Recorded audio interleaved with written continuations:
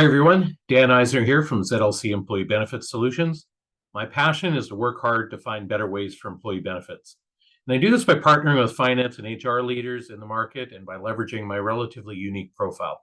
More than 20 years of experience as an employee benefits advisor and the skills as the only chartered professional accountant working in this industry in the local market. It's this passion that drove me to develop this Better Benefits podcast series, and thanks for joining me today for another episode.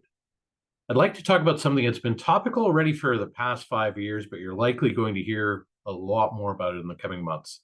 There are ongoing discussions on Parliament Hill around the concept of National Pharmacare, effectively the federal government paying directly for some portion or all of prescription drugs for all Canadians.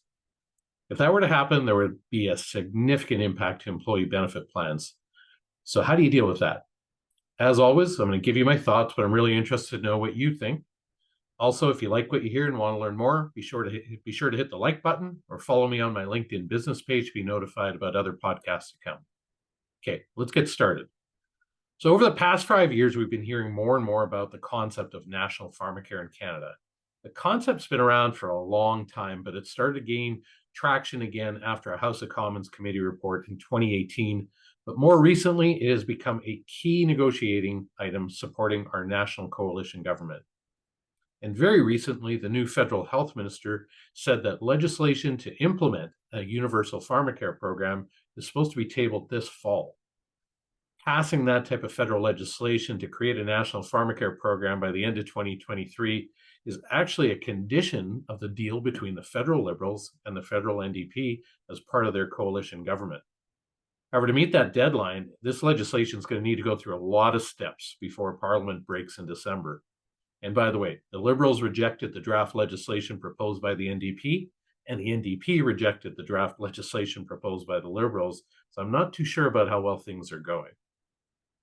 Now, while the concept may seem simple and even morally compelling, it's hard to argue with the concept of equitable and affordable access to prescription drugs for all Canadians based on the combined purchasing power of a single public payer. But the devil is in the details as the system is complicated by a network of public and private plans. Could the path towards a cheaper and sustainable drug system really be that difficult? You betcha. When you consider that it would require significant change to the Canada Health Act and significant negotiations between the federal and all provincial governments. History has shown that these different governing groups rarely agree on things, and right now the provinces have control over healthcare and drug coverage. The types of government coverage provided have evolved differently in each province for various reasons. For me in particular, it's hard to see how British Columbia would walk away from its fair pharmacare program or see Quebec abandon its RAMQ program. I think you also have to ask yourself, do you really trust the various levels of government in Canada to get this right and create something entirely new?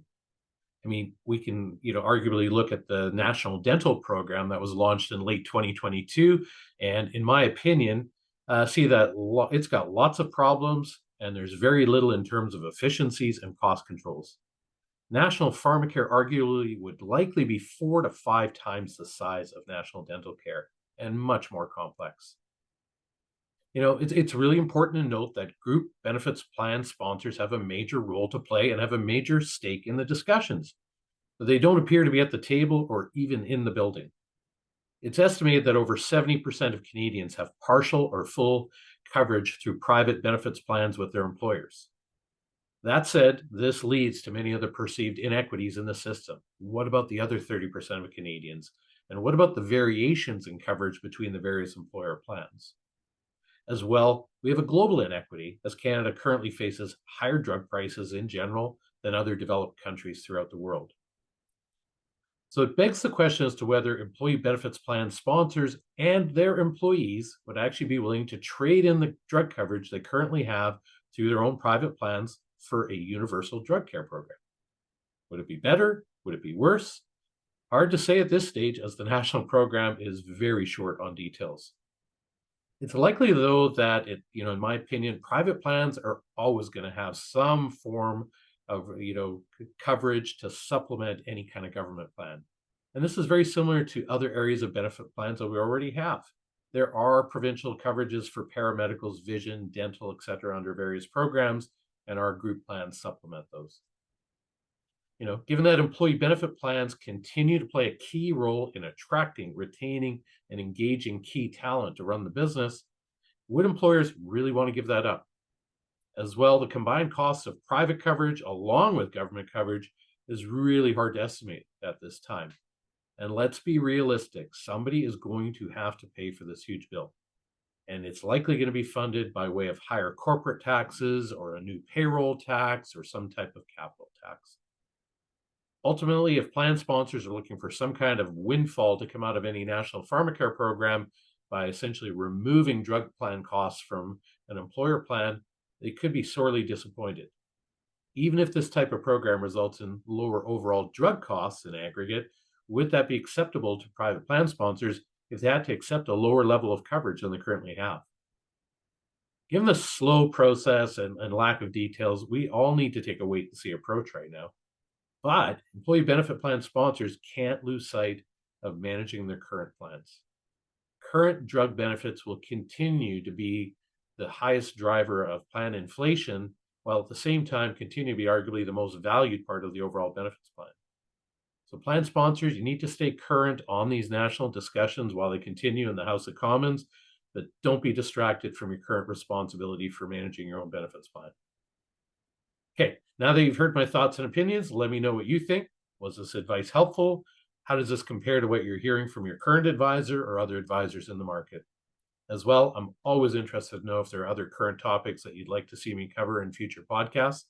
Let me know what's bothering you or keeping you awake at night with respect to your employee benefits plan. So thanks for joining me again. Be sure to follow me on my LinkedIn business page, and that's Dan Eisner, Employee Benefits Advisor. As well, you can also subscribe to my YouTube channel for notifications on future podcasts, or you can subscribe for my bulletin on my LinkedIn business page. And all that information will come up on the screen in a second. Thanks so much.